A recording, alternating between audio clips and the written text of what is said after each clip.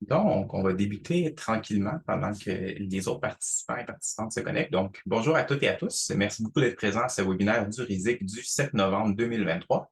Mon nom est Marc-André Maricadot, je suis directeur exécutif pour le RISIC et je suis accompagné aujourd'hui par les deux directrices scientifiques du RISIC, donc Mme Josée Côté et Mme Céline Géna.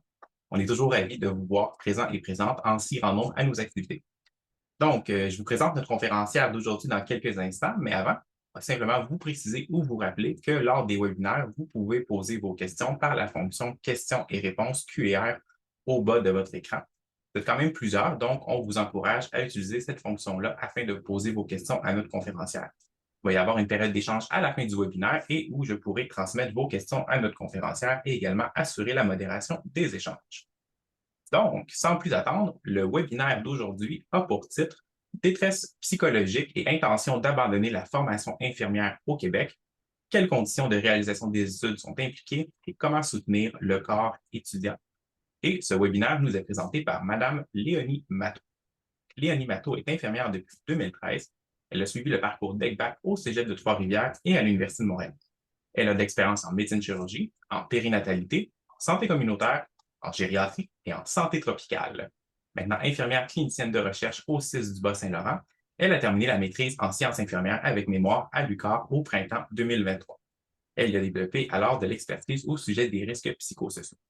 Également, c'est important de le souligner, Mme Matteau s'est vue octroyer dernièrement la médaille d'or du programme de la médaille académique du gouverneur général et qui est certainement, je pense qu'on peut le dire, une des distinctions les plus prestigieuses qu'un étudiant peut obtenir lors de ses études au cycle supérieur. Donc, toutes nos félicitations. Et il faut mentionner également que l'expertise que Mme Matteau a développée au courant de la maîtrise sera mise à profit dans le cadre de son doctorat en santé au travail et sciences de la mise en œuvre qu'elle a débuté cet automne à l'UQAR. Donc, Mme Matteau, je vous laisse la parole et je vous retrouve à la fin de l'activité pour les échanges. Merci beaucoup. C'est vraiment un plaisir pour moi de vous présenter les résultats de mon projet de maîtrise aujourd'hui, qui, soit dit en passant, a été partiellement financé par le RISIC. Donc, merci beaucoup encore pour le financement. Mon projet de maîtrise a été dirigé par Maë Gilbert-Rouinet et Isabelle Toupin. Et j'ai également eu la chance de travailler avec Manon Truchon, Nicole Ouellette et Marianne Beaulieu.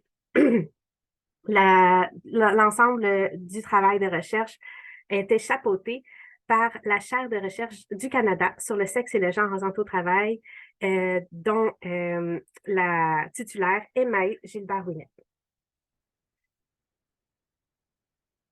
Donc, comme vous avez vu dans la publicité de l'événement, les objectifs de l'activité aujourd'hui sont de se familiariser avec les conditions de réalisation des études associées à la détresse psychologique ou à l'intention d'abandonner la formation infirmière, et de disposer de pistes de stratégie de soutien pour améliorer les conditions de réalisation des études de la formation infirmière.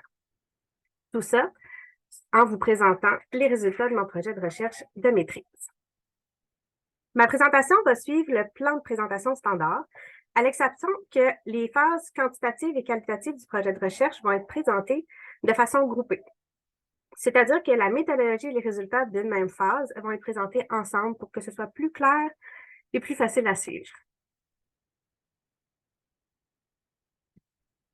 Pour commencer, on le sait tous, il y a plus de personnel infirmier qui se retire de la profession chaque année que de nouveaux personnels qui s'y joignent. Dans les pays de l'OCDE, le pourcentage d'abandon en cours de formation infirmière varie entre 2,6 et 24 %. Cet abandon des études serait multifactoriel. Certains auteurs avancent que les problèmes de santé mentale seraient associés à l'abandon en cours de formation infirmière. La détresse psychologique, c'est un précurseur de plusieurs problèmes de santé mentale, y compris la dépression et l'anxiété. Or, des études ont rapporté des prévalences de 40 à 73 % de détresse psychologique chez les personnes étudiantes infirmières. Donc, pendant la formation infirmière, la détresse psychologique semble problématique. L'abandon des études aussi. Et les deux semblent liés. On a donc besoin de nouvelles cibles d'intervention. Et une possibilité, ce serait de cibler des facteurs de risque modifiables de la détresse et de l'abandon des études dans le milieu d'études, donc dans l'environnement de formation. Parmi les facteurs de risque modifiables de la détresse psychologique et donc par extension possiblement de l'abandon des études, on compte les conditions de réalisation des études, soit les stresseurs psychosociaux des études et les difficultés de conciliation, études, travail et vie personnelle. Les stresseurs psychosociaux des études, c'est des facteurs liés à l'environnement d'études qui augmentent la probabilité de produire des effets néfastes sur la santé physique et mentale.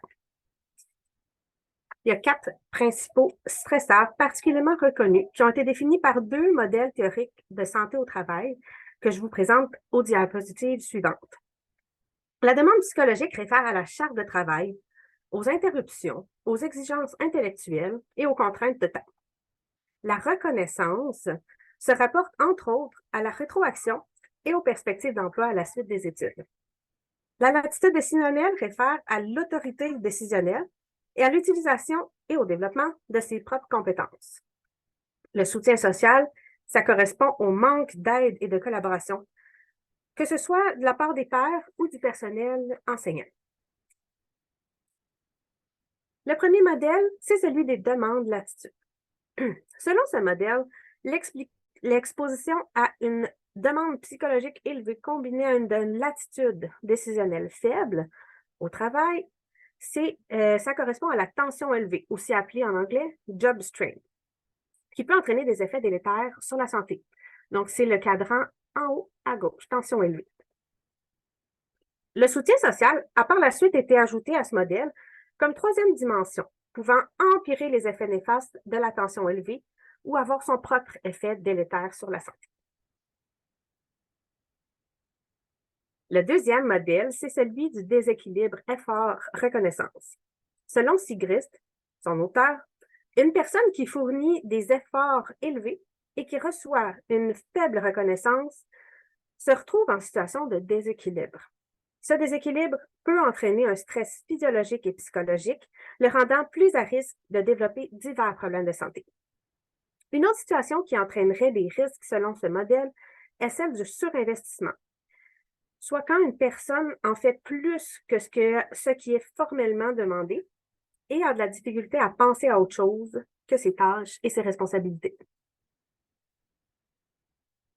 Pour ce qui est des difficultés de conciliation études-travail, vie personnelle, il s'agit de situations dans lesquelles une sphère draine trop de ressources, que ce soit le temps, l'énergie ou l'attention, ce qui fait en sorte qu'on a trop peu de ressources pour répondre aux exigences des autres sphères. La recension des écrits a permis de mettre en lumière que les modèles théoriques ont été utilisés chez des populations étudiantes, y compris dans la formation infirmière. Par contre, à notre connaissance, dans le domaine infirmier, le modèle déséquilibre effort-reconnaissance n'a jamais été utilisé. La détresse psychologique et l'intention d'abandonner les études ont été étudiées avec les stresseurs une seule fois et aucune étude n'a exploré les stratégies de soutien pour répondre aux problèmes.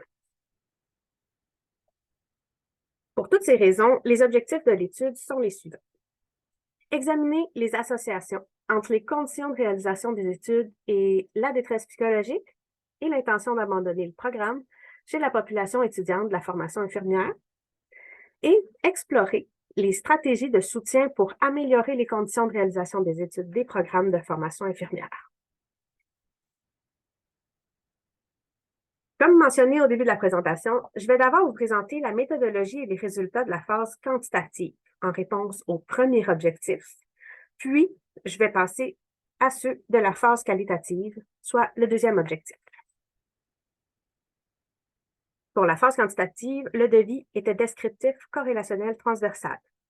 L'échantillon était composé de 230 personnes étudiantes de 2 milieux d'enseignement au Québec, un collégial et un universitaire. 131 personnes ont participé au collégial, ce qui correspondait à 88 % des personnes qui ont été invitées à participer, et 99 personnes au niveau universitaire, ce qui correspondait à 22 % des personnes qui ont été invitées à participer. La collecte de données s'est réalisée au moyen d'un questionnaire auto-administré en ligne. On a mesuré des variables indépendantes, c'est-à-dire les stresseurs psychosociaux des études qu'on a vues dans le cadre de référence, donc la demande psychologique, la latitude décisionnelle, le soutien social, la reconnaissance et le surinvestissement. Le seuil pour déterminer si les personnes étaient exposées à un stresseur était le score moyen individuel. Ça correspondait soit à en accord ou fortement en accord pour un item. Ça faisait en sorte que la personne était exposée. Les autres variables indépendantes, non seulement on a évalué les stresseurs de façon individuelle, mais comme chaque modèle théorique stipule que ce sont les combinaisons de stresseurs qui sont les plus néfastes, ces combinaisons-là ont également été explorées. Les personnes étaient considérées exposées à la tension forte si elles étaient à la fois exposées à des demandes psychologiques élevées et à une latitude décisionnelle faible. Pour ce qui est du déséquilibre effort-reconnaissance, un ratio a été calculé pour déterminer l'exposition. Les personnes pour qui le ratio était supérieur à 1 étaient exposées. Les difficultés de conciliation ont été pour leur part dichotomisées en facile et difficile. La question étant, est-ce que c'est facile ou difficile de concilier vos études avec votre travail et votre vie personnelle?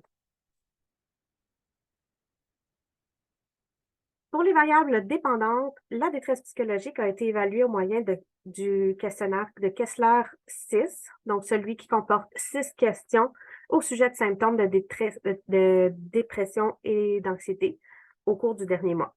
Les seuils utilisés sont les seuils les plus recommandés par la littérature. Donc, quand les personnes scoraient plus de 7 sur 24, elles étaient identifiées détresse psychologique élevée et plus de 13 sur 24, détresse psychologique très élevée. Pour l'intention d'abandonner le programme, une seule question a été posée pour savoir si les personnes avaient déjà pensé abandonner le programme. Et les choix de réponse étaient jamais, quelquefois et plusieurs fois. Plusieurs covariables ont été considérés dans cette étude, notamment des variables sociodémographiques qui auraient pu influencer les résultats, les conditions d'études, les conditions de travail pour les personnes qui travaillaient, les habitudes de vie, ainsi que l'indice de masse corporelle. On a vraiment choisi les covariables qui avaient un effet connu, potentiel, sur la santé mentale. Pour vérifier les associations entre les conditions d'études et la détresse psychologique, et entre les conditions d'études et l'intention d'abandonner le programme, des modèles de régression Poisson-Robuste multivariés ont été utilisés. C'est vraiment intéressant, cette statistique, parce que ça permet d'obtenir des rapports de prévalence qui nous donnent vraiment une idée claire de la relation entre les variables. L'ajustement statistique a été fait pour toutes les covariables que je vous ai présentées. Et des analyses distinctes ont été réalisées lorsque les milieux collégiaux universitaires étaient statistiquement différents. Pour savoir s'ils étaient statistiquement différents, on a utilisé les tests d'interaction multiplicative statistique. Donc, sans plus tarder, je vous présente les résultats de la phase quantitative. D'abord, je vous laisse regarder les caractéristiques de l'échantillon en fonction du milieu d'enseignement. Je porte votre attention aux astérix qui correspondent aux variables pour lesquelles la différence était significative entre les milieux. L'âge moyen, le statut marital, le revenu, le fait d'avoir des enfants ou non.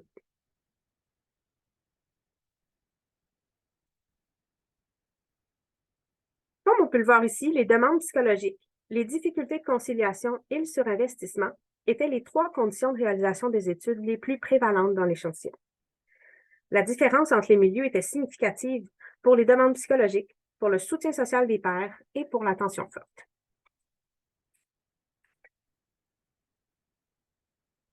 La prévalence de détresse psychologique était statistiquement significativement différente entre les milieux. Donc, il y avait une plus forte prévalence de détresse psychologique très élevée au collégial, avec 40 contre 25 dans l'échantillon universitaire. La prévalence d'intention d'abandonner le programme, pour sa part, était similaire, donc elle n'était pas statistiquement différente entre les milieux, avec 21 à 22 d'intention d'abandonner plusieurs fois le programme chez les différentes populations.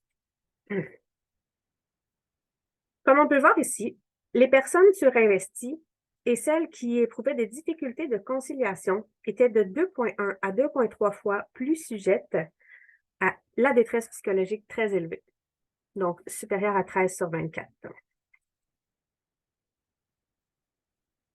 Pour le déséquilibre effort reconnaissance, l'association était statistiquement différente entre les milieux, donc une analyse stratifiée a été menée.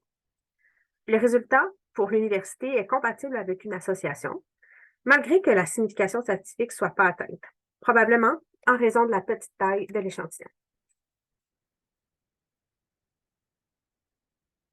Ici, on constate que les personnes en déséquilibre effort-reconnaissance et celles qui éprouvaient des difficultés de conciliation études-travail-vie personnelle étaient 2,3 à 2,4 fois plus sujettes à avoir l'intention d'abandonner le programme. Mais ce projet ne s'arrête pas là. Nous avons voulu aller plus loin pour découvrir quelles stratégies pourraient améliorer les conditions de réalisation des études. Et c'est ce que la phase qualitative a permis d'explorer. Le devis qualitatif participatif permet d'explorer la perspective des personnes concernées et en favoriser la mise en commun. La collecte s'est déroulée en 3 étapes dans chaque milieu d'enseignement. D'abord, on a posé la question suivante dans le questionnaire quantitatif. Si vous aviez une baguette magique, que suggéreriez-vous pour améliorer les conditions de réalisation des études dans votre cégep ou dans votre université, le cas échéant? Ensuite, nous avons mené des entretiens de groupe dont je vous présente la séquence dans la prochaine diapositive. L'analyse thématique s'est faite en continu.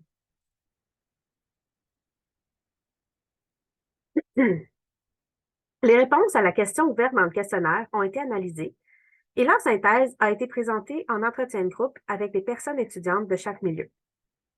Ensuite, les résultats des entretiens de groupe ont été analysés, puis présentés en entretien de groupe avec des membres du personnel de chaque milieu. Tout ce processus a permis la mise en commun des perspectives de différentes parties prenantes, soit les personnes étudiantes et les membres du personnel. Donc, je vous présente les résultats de la phase qualitative. Voici d'abord les caractéristiques des personnes ayant participé aux entretiens de groupe.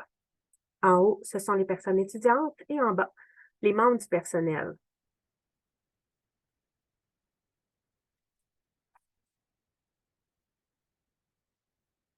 Comme il s'agit de petits échantillons et que la saturation des données n'a pas été atteinte, les résultats présentés sont des pistes de stratégie pour chaque milieu d'enseignement. Au cégep, 2 catégories de pistes de stratégie ont émergé. Favoriser la conciliation études-travail-vie personnelle et soutenir la poursuite aux études collégiales. Pour la catégorie favoriser la conciliation études-travail-vie personnelle, le premier thème était d'offrir du soutien financier, ce qui s'articulait en 2 sous-thèmes, soit celui de rémunérer les stages et celui d'assurer l'accès à l'aide financière aux études.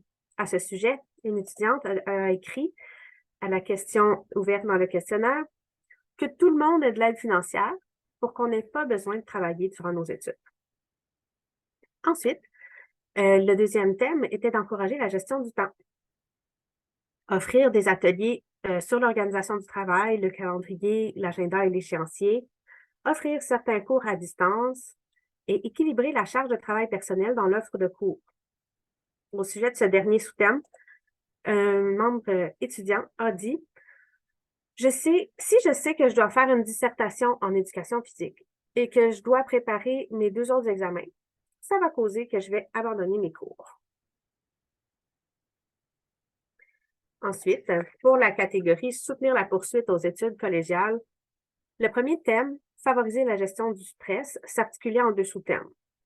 Faire connaître les services de soutien psychosocial et réserver un local favorisant la détente et l'introspection.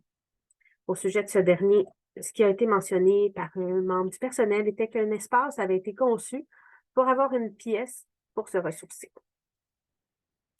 Pour le deuxième thème, soutenir l'apprentissage, le premier sous-thème était d'encourager l'utilisation de techniques d'études efficaces. Pour mettre en lumière cette stratégie-là, une étudiante a dit qu'étudier un livre au complet pour juste se servir de quelques points importants est une perte de temps. Donc, ça souligne vraiment le fait que Certaines personnes n'utilisent pas des stratégies d'études efficaces. Ensuite, les autres sous-thèmes pour soutenir l'apprentissage étaient de favoriser la communication enseignant-étudiant, offrir des opportunités de réseautage entre les pairs, harmoniser les stratégies pédagogiques et orienter les nouveaux membres du personnel enseignant.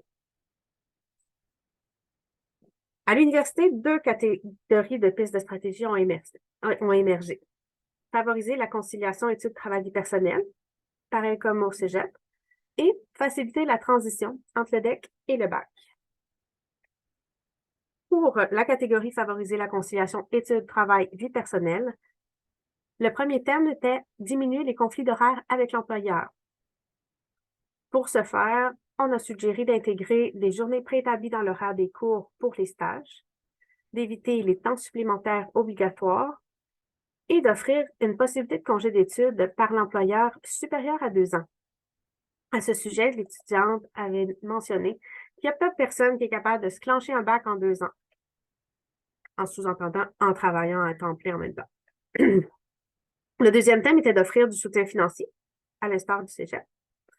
Ici, on proposait de rémunérer ou d'assurer l'accès à une bourse pour les stages, d'encourager l'employeur à défrayer les coûts liés à l'inscription à l'université et de continuer à offrir l'augmentation salariale par l'employeur à la moitié du baccalauréat. Au sujet de rémunérer ou d'assurer l'accès à une bourse pour les stages, un membre du personnel a dit « C'est sûr qu'il y a une injustice.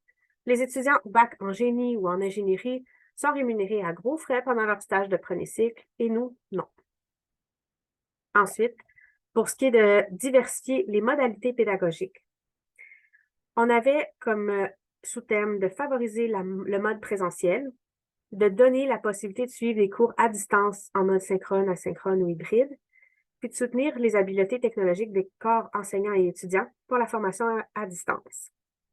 Pour ce qui est de donner la possibilité de suivre des cours à distance, une personne étudiante a dit que la pandémie a fait en sorte que je pouvais réaliser mes cours à distance. J'ai pu optimiser mon temps dans mon étude et aussi envers ma famille. Pour la catégorie de faciliter la transition entre le DEC et le bac, le premier thème était de poursuivre le développement de l'apprentissage actif. Il y a plusieurs sous-thèmes dans cette catégorie-là, notamment de favoriser une bonne gestion de charges de travail personnel et de sensibiliser aux exigences des études universitaires. À ce sujet, un membre du personnel a dit « Au début du bac, les informer de ce que ça pourrait impliquer les cours universitaires comme investissement personnel. » On a aussi de faire connaître les services d'aide aux étudiants, d'arrimer les apprentissages du bac avec ceux du DEC, de donner de la formation au sujet des outils technologiques utiles pour les travaux, de prévoir des opportunités de réseautage entre pairs, d'utiliser des modes d'évaluation basés sur les compétences, d'optimiser la réalisation des travaux d'équipe, d'offrir des installations facilitant l'étude et l'apprentissage, de maintenir la flexibilité, la disponibilité et la compréhension du personnel. Enfin, le dernier thème était de bonifier le cheminement étudiant dans le programme. Le premier sous-thème était de continuer d'offrir le DEC-BAC en région. En effet, une personne étudiante a dit « Moi, je trouve que l'université a permis de rehausser le niveau de pratique en région par l'enseignement qu'ils font aux étudiantes. » Ensuite, on avait le fait de diversifier l'offre de stage, de faire une entente avec l'ordre professionnel pour déplacer l'examen d'entrée qui arrive en plein milieu de la première session universitaire et d'offrir de la formation pour favoriser l'équité, la diversité et l'inclusion en enseignement.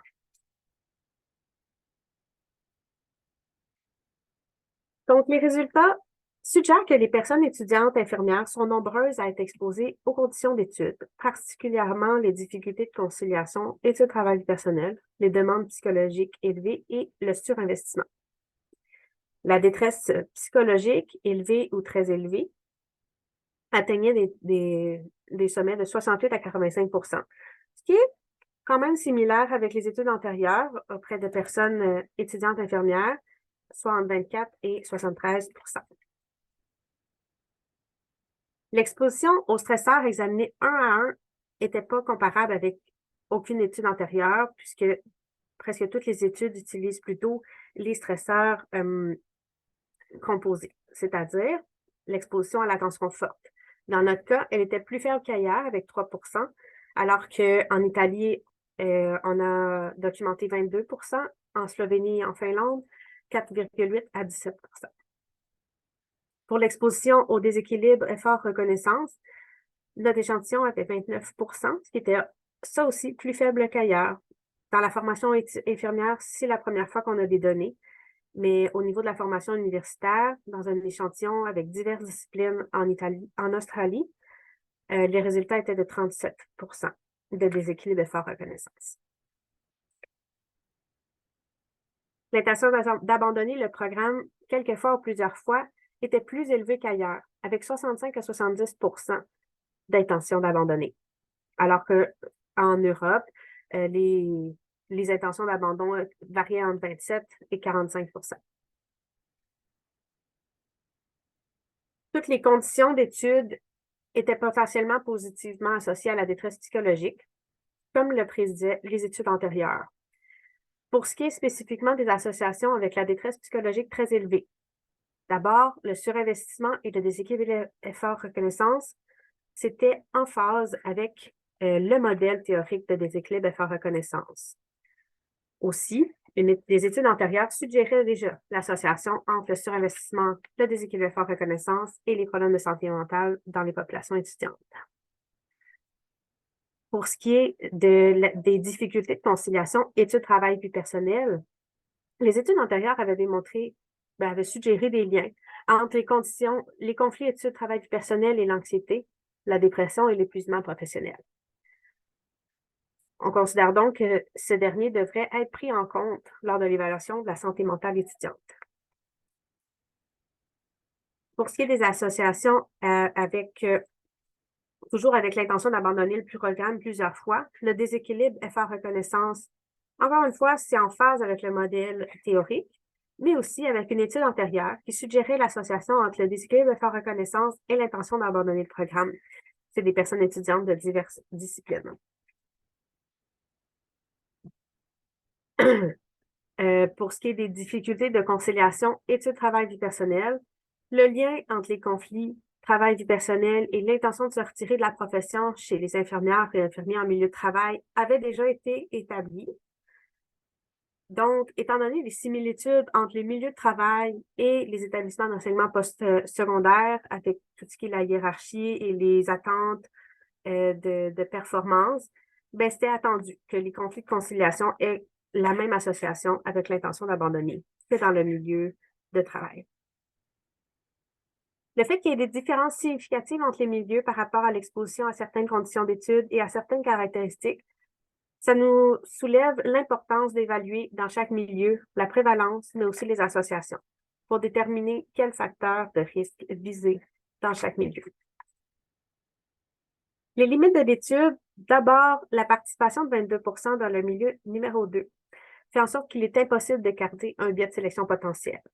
Cependant, nous avons utilisé un processus d'échantillonnage exempt de la mention de santé mentale pour diminuer les biais de sélection. Ensuite, le devis transversal, évidemment, ne permet pas d'établir de lien de causalité. Les difficultés de conciliation et l'intention d'abandonner ont été évaluées avec un seul item, ce qui diminue la validité de l'étude. Et finalement, la phase qualitative, eh bien, l'échantillon était de petite taille, la saturation des données n'a pas été atteinte, donc la transférabilité des résultats est limitée. Pour ce qui est des forces, on avait une excellente participation dans le milieu numéro 1 avec 88 L'étude était ancrée dans la théorie avec des outils validés pour la plupart des variables. L'étude a pris en compte plusieurs facteurs de confusion potentiels et a mesuré aussi plusieurs stresseurs. Ce n'est pas limité à un seul modèle théorique. Les pistes de stratégie de soutien dégagées ont été soulevées selon la perspective des personnes concernées et la complémentarité entre les phases quantitatives et qualitatives a fait en sorte que les deux phases ont été menées séquentiellement et étaient interreliées par le même cadre de référence. Qu'est-ce que ça a donné ça? Ça a donné des pistes de stratégie qui étaient super arrimées au portrait quantitatif. Alors que dans le portrait quantitatif, les efforts élevés Le surinvestissement, le soutien social des pairs et du personnel étaient les plus prévalents. Mais toutes les pistes de stratégie visaient la diminution de l'équilibre de la charge de travail personnel, l'apprentissage de la gestion du temps, le soutien des pairs du personnel. À l'inverse, il n'y avait pas vraiment beaucoup de latitude décisionnelle faible, ni de reconnaissance faible. Et comme de fait, il n'y a pas vraiment de stratégie qui touchait à ces stresseurs-là finalement. Comme un autre exemple, il y avait plus de 60% de difficultés de conciliation entre les études, le travail et la vie personnelle. Et, surprise, la catégorie principale des stratégies, c'était de favoriser la conciliation. Donc, vraiment, cette cohérence entre les résultats des deux phases appuie la robustesse des résultats présentés. Les recommandations à la suite de l'étude sont d'élaborer des études longitudinales de cohorte pour vraiment mieux établir le lien cause à effet entre les variables, d'utiliser encore les deux modèles théoriques conjointement pour évaluer les stresseurs psychosociaux des études chez les étudiantes infirmières. Et d'ailleurs, il y a probablement d'autres stresseurs émergents qui pourraient être ajoutés à l'évaluation. D'inclure la variable conciliation études-travail personnel dans l'évaluation semble particulièrement important puisqu'elle a été associée aux deux variables dépendantes, donc autant à la détresse psychologique qu'à l'intention d'abandonner. Et finalement, de faire des études qui incluent l'ensemble des acteurs concernés dans l'élaboration de stratégies de soutien. Ça semble être un must pour avoir des résultats qui sont ancrés dans la pratique. Je tiens à remercier tous les organismes subventionnaires qui m'ont permis de réaliser mes études sans souci financier. Et d'ailleurs, merci encore au RISIC pour la bourse de formation.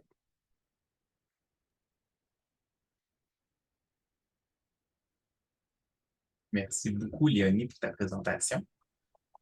Donc, comme je l'ai mentionné au début, si vous voulez, vous pouvez inscrire vos questions pour notre conférencière en utilisant la fonction Q&R au bas de votre écran. D'emblée, j'aimerais souligner le fait que tu nous as présenté des données extrêmement riches, de voir que tu as fait ce projet-là au cours de la maîtrise, de combiner des données quantitatives auprès de plus que 200 participants et ensuite d'adjoindre à ça une phase qualitative. Je pense que c'est vraiment énorme. C'est un très, très gros travail. Je pense que c'est important de le souligner. En attendant que les questions commencent à rentrer dans le QR, le sujet que tu abordes justement dernièrement, le comité intersectoriel étudiant des fonds de recherche du Québec faisait une publication qui soulignait justement le fait que la détresse psychologique au cycle supérieur, c'est un enjeu extrêmement criant au Québec. Donc, de voir qu'il y a des gens comme toi qui s'y intéressent, je trouve ça très bien. La première question peut-être que j'aurais pour toi en attendant que les autres questions rentrent, tu utilisais tantôt l'image d'une baguette magique quand tu avais posé des questions à tes participants. Donc, s'ils avaient une baguette magique, qu'est-ce qu'ils feraient? Si tu me permets, je te relancerai un peu cette question-là à toi. Donc, après avoir fait ton étude, après avoir lu là-dessus pendant environ 2 ans, si tu avais une baguette magique et que demain matin, tu pouvais faire ne serait-ce qu'un changement de manière très concrète, qu'est-ce qui t'apparaît le plus efficace, le plus acceptable, le plus réalisable dans notre contexte actuel pour améliorer la détresse psychologique chez les étudiants? C'est vraiment une bonne question, puis j'étais pas prête à cette question-là. Mais je pense que mon cœur me dit de la gratuité scolaire, puis le fait d'avoir accès aux études supérieures, ou si c'est pas gratuit, mais d'avoir du financement pour répondre, pour être capable, mettons que tu as une famille, que tu as un appartement, tu as besoin de subvenir à tes besoins pour une raison ou pour une autre, mais que tu sois capable de le faire sans souci financier, tout en te concentrant à 100% sur tes études. Je pense que ça aiderait beaucoup de personnes dans leurs études dans le domaine infirmier, surtout les études d'accession à la profession. Dès le cégep, on est encouragé à travailler comme préposé, puis après ça, à travailler comme externe. C'est super cool pour l'expérience, mais c'est moins cool quand on a du temps supplémentaire obligatoire, quand on n'a pas une compréhension de la part de l'employeur. Donc, je pense que c'est pas quelque chose qui peut être mis en place par les milieux d'enseignement, malheureusement. Mais si j'avais une baguette magique, là, c'est sûrement ça que je ferais. Justement, si on reste dans ce thème-là, tes participants ont été extrêmement généreux en stratégie qu'ils t'ont proposé pour améliorer la détresse psychologique. Euh, Est-ce que des stratégies qu'on t'a mentionnées ou des thèmes qui t'ont surpris, que tu t'attendais pas du tout avec ta revue des écrits, des choses qui ont un peu, on pourrait dire, sorti de nulle part, qui t'ont un peu surpris lorsque les participants t'ont apporté? J'ai été étonnée de la diversité des opinions concernant les modalités d'administration des cours.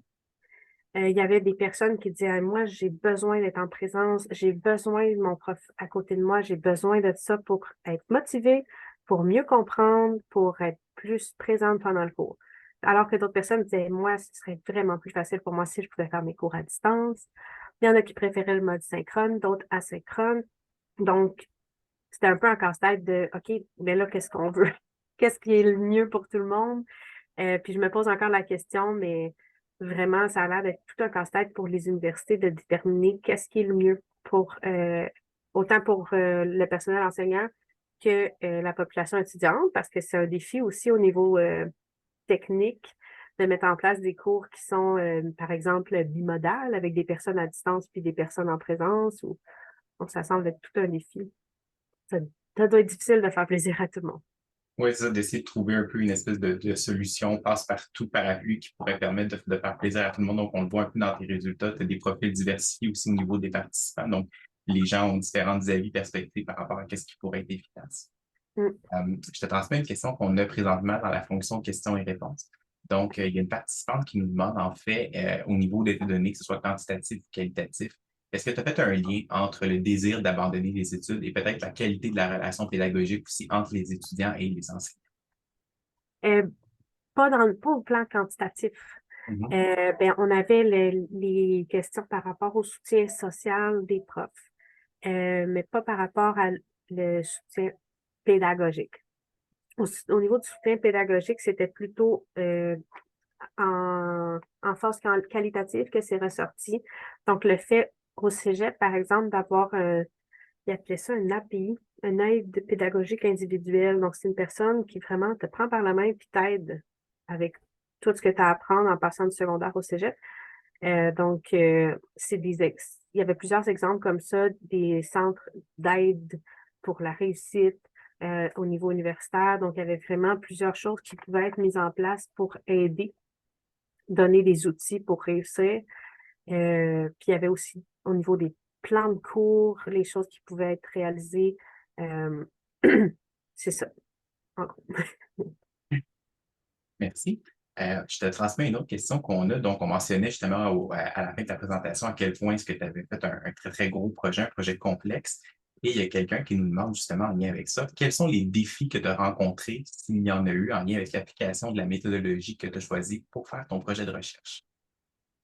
Je crois que ce qui a été le plus difficile, ça a été de faire les deux, tu sais, de garder les deux phases proches dans le temps pour pas finalement comme changer complètement l'histoire entre la phase 1 et la phase 2, changer de cohorte complètement.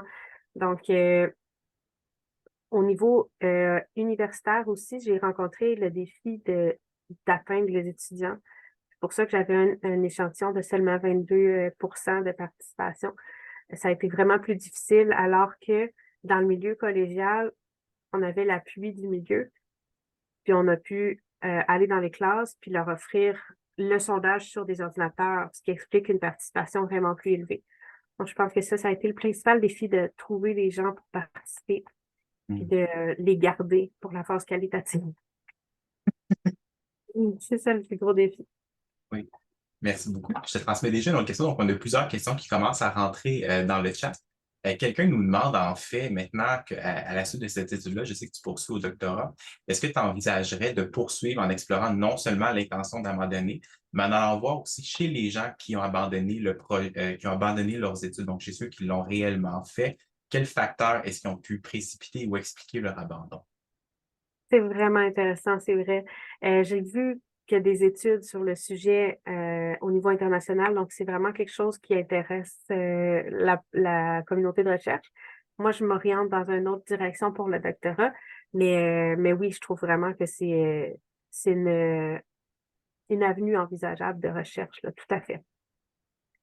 Ce serait même biaisé de ne pas aller consulter ces personnes-là. La question sur la rémunération des stages semble interpeller les participants. On a deux questions en lien avec ça. Une première question qui nous demande, selon vous, en fait, quelles sont les actions gagnantes à entreprendre pour favoriser la rémunération des stages? Donc, si vraiment on souhaite implanter la rémunération des stages, comment est-ce que concrètement on pourrait y arriver? Honnêtement, je ne le sais pas, mais je me demande qu'est-ce qui est fait au niveau des euh, les programmes de formation qui reçoivent de la rémunération dans leur premier cycle. Comment ça marche? On pourrait peut-être s'inspirer de ça. Probablement que c'est différent étant donné que nous, on est dans la fonction publique, puis on est rémunéré par le gouvernement quand on travaille, mais il y a peut-être moyen de s'inspirer. Sinon, je sais que dernièrement, il existe une bourse pour les stages. Donc, les étudiantes au DECBac, pendant leur stage, peuvent, à condition d'être à temps complet et puis de faire leurs 2 stages au complet, donc ils ne peuvent pas se faire créditer leur stage s'ils ont travaillé dans ce milieu-là. S'ils font tout leur stage, ils peuvent avoir une bourse. J'ai cru comprendre ça dans mes entretiens. Euh, Est-ce que ça remplace une rémunération? Peut-être. Est-ce que ce serait une avenue plus plausible, peut-être. Ça encouragerait peut-être les gens à se faire à temps plein, finir plus rapidement. Je sais pas. C'est quoi les retombées? Donc, peut-être aller s'inspirer au niveau des autres disciplines, des autres professions, c'est quoi les mécanismes stratégiques qu'ils ont en place pour cette rémunération? Ça pourrait être envisagé. J'ai une question aussi qui s'en vient ici. Quelqu'un qui nous demande, en fait, est-ce que vous croyez que l'intention d'abandonner la profession en début d'emploi, que les facteurs qui expliquent que les infirmières en début d'emploi abandonnent la profession, puissent être similaires aux facteurs qui expliquent que des étudiants vont abandonner la formation infirmière au cours de leur formation? C'est super intéressant comme question. C'est vrai que c'est 2 mondes à part, être en train d'étudier puis choisir d'abandonner, puis avoir fait tout le processus, commencer à travailler puis faire ah, mais non, c'est pas ce que je veux faire. Il y a c'est 2 champs d'études à part. Par contre, oui, je suis fondamentalement convaincue que en plus du choc de transition qui existe quand on passe d'étudiant à responsable de 13 personnes malades sur un département, euh, à part le choc de transition, c'est sûr que au même titre que toutes les infirmières, peu importe le nombre d'années d'expérience, les nouvelles infirmières sont exposées aux mêmes risques psychosociaux du travail, qui sont la même chose que les stresseurs des études, mais en milieu de travail. Donc, la demande psychologique élevée, le manque de reconnaissance, le manque de soutien social. Donc, c'est les mêmes stresseurs qui se retrouvent en milieu de travail. Donc, oui, d'une certaine façon, c'est les mêmes choses qui viennent imposer leur impact sur la santé mentale et l'intention d'abandonner. Il y a même des études qui ont démontré que ces stresseurs-là étaient liés à l'intention d'abandonner euh, dans la profession. Mais peut-être pas spécifiquement en début de profession, par contre, là, mais oui. Donc, il y aurait peut-être certains liens à faire. Mm. On a une autre question qui nous demande, en fait, on revient un peu sur, on a abordé au début de la période des questions le format hybride, le format en distance, le format en présentiel exclusivement. Il y a une participante qui aimerait vous entendre davantage sur le format hybride d'enseignement. Donc, est-ce que c'est une option pour vous qui est envisageable? Si oui, ce serait quoi peut-être les contraintes un peu à considérer ou les obstacles, les défis, les stratégies? Je pense que ça demande, oui, c'est quelque chose à considérer, mais qui demande une grande adaptation. Autant de la part du professionnel enseignant qui doit s'approprier nouvelles méthodologies d'enseignement, des outils numériques qui sont souvent, ça évolue tellement rapidement que ça occasionne pour eux une surcharge de travail, une surcharge psychologique, puis on n'est pas sorti du bois. Mais on a besoin de soutien technologique, technique pour on a besoin de soutien bon, pour réussir à vraiment faire cette transition-là. Donc, le mode hybride, c'est super intéressant. Je pense que c'est bimodal, la bonne euh, façon de le dire. Hybride, ce serait d'avoir un cours à distance, puis la semaine d'après, un cours en présence. Tandis que le bimodal, c'est d'avoir des gens qui choisissent de rester à la maison et d'autres gens qui sont en présence. Je pense que c'est vraiment quelque chose qui est faisable. Ça doit être plus difficile, par contre, dans des des classes de 200 personnes, il y a peut-être des priorités à voir au niveau de la taille des cours, euh, puis c'est ça, surtout le soutien technique, autant pour les membres du corps enseignant que pour les étudiants. Il y en a qui ne sont pas nécessairement à l'aise avec la technologie. Donc, c'est les deux côtés de la médaille.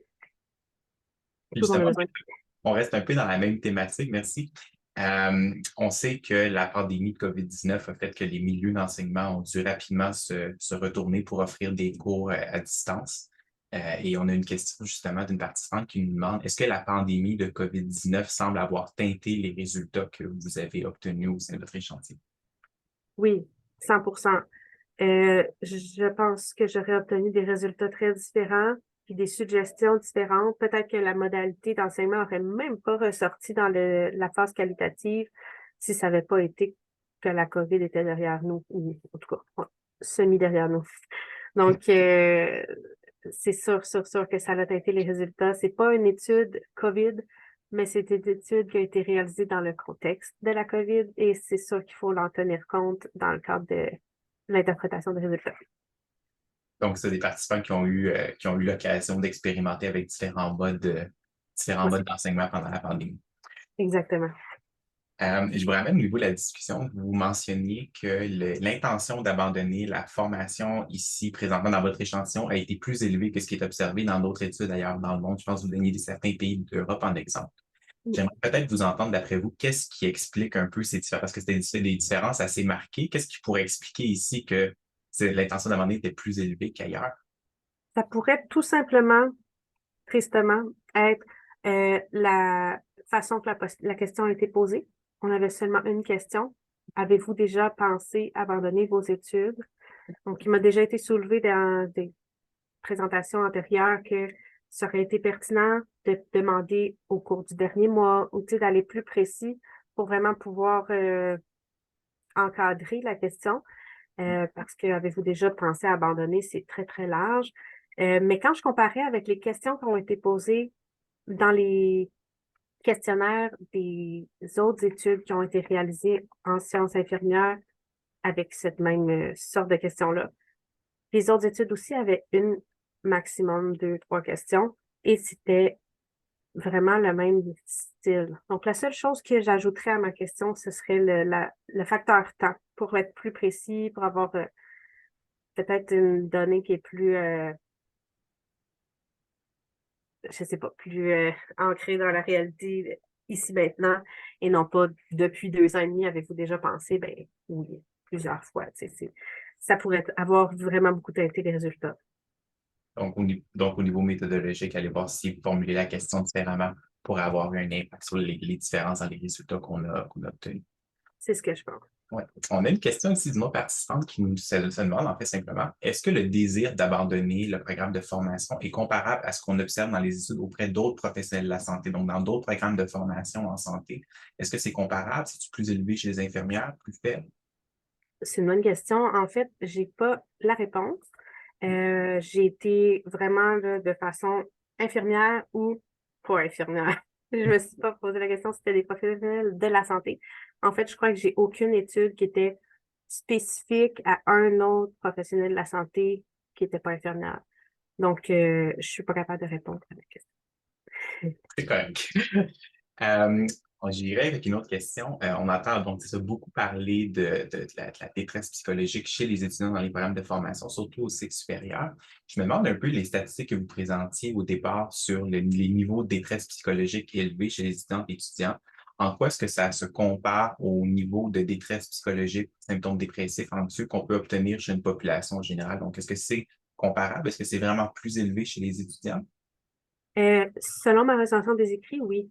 C'est plus important dans cette tranche d'âge, la tranche d'âge d'étudiants. Là. Je sais qu'on peut étudier à n'importe quel âge, mais l'âge comme 15 à 24, je pense, a Mhm. été vraiment ciblé comme étant l'âge tabou de déclenchement de la majorité des problèmes de santé mentale.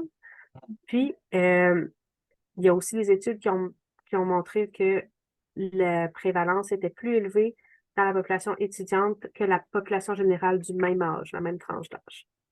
Donc oui. Et est-ce qu'on pourrait penser au niveau, on parlait tantôt des stratégies d'intervention, est-ce que d'après vous, il y a des stratégies qu'on pourrait implanter dès même l'admission du programme ou très, très tôt dans les études? Ou est-ce que ces stratégies-là seraient plus pertinentes à déployer au courant des études ou C'est beaucoup au début du programme au niveau universitaire, là, puis même au niveau du collégial, parce que c'est beaucoup la transition, l'adaptation, puis l'apprentissage qui était en question. Le fait d'apprendre à gérer la charge de travail collégiale, universitaire, de s'adapter à le niveau d'autonomie qu'on a tout d'un coup. On est habitué de se faire prendre par la main au secondaire, on arrive au cégep, c'est une coche de plus. Même chose quand on passe du cégep à l'université, c'est complètement un autre monde. Il y avait beaucoup de... Ce qui ressortait beaucoup là, dans mes données qualitatives, c'était le fait d'avoir à utiliser une méthode spécifique pour la rédaction des travaux. Hmm. Mais ça occasionnait des cauchemars là, aux personnes étudiantes, puis ça avait vraiment un gros impact sur leur stress, leur vie quotidienne. Euh, un simple cours en tout début de programme obligatoire qui t'enseigne comment l'utiliser plutôt que de juste de dire lis ce livre-là et euh, apprends à rédiger selon cette méthode-là a été suggéré d'ailleurs au niveau universitaire pour améliorer, faciliter cette transition-là. Au collégial, souvent, on apprend à rédiger en mettant des références en bas de page. Puis on arrive à l'université, puis là, tout d'un coup, la méthode APA, puis on ne comprend plus rien. Donc, faut l'apprendre, cette méthode-là. Donc, ça pourrait être quelque chose qui est appris de façon plus formelle. Donc, cette transition-là, justement, entre le cégep et le bac au niveau des méthodes de rédaction de travaux, puis Ouais. d'intervenir très, très rapidement, très tôt dans le programme pour que les étudiants aient ces connaissances, ces habiletés-là, puis qu'on ne génère pas inutilement de la détresse chez eux ou du stress en lien avec ça. Même l'utilisation des divers outils comme les portails électroniques pour aller chercher les différentes informations, déposer les travaux. Des fois, c'est juste pas présenté. On apprend pas à le faire. Puis on reste dans le néant à chaque fois à demander à un ami de le faire pour nous. Donc, quelque chose qui peut être facilité. J'irai avec une dernière question pour vous. Donc, vous êtes extrêmement généreuse en termes de réponse. Une question, on revient encore avec la COVID-19 et on se demande en fait si la détresse psychologique observée au sein de l'échantillon, euh, chez, est-ce que vous aviez regardé en fait au sein de vos participants si ceux-ci avaient donné des soins à des patients atteints de la COVID-19? Donc, est-ce que le fait que certains participants auraient pu offrir des soins pendant la pandémie versus non, est-ce que ça pourrait expliquer en partie du moins leur détresse psychologique? On n'a pas particulièrement le fait de travailler auprès de personnes atteintes de COVID-19. Par contre, on a questionné au sujet de est-ce que vous occupez un emploi? Est-ce que c'est un emploi dans le domaine de la santé? Hmm. Donc, pour vraiment, il y en aurait qui auraient pu décider de travailler au restaurant.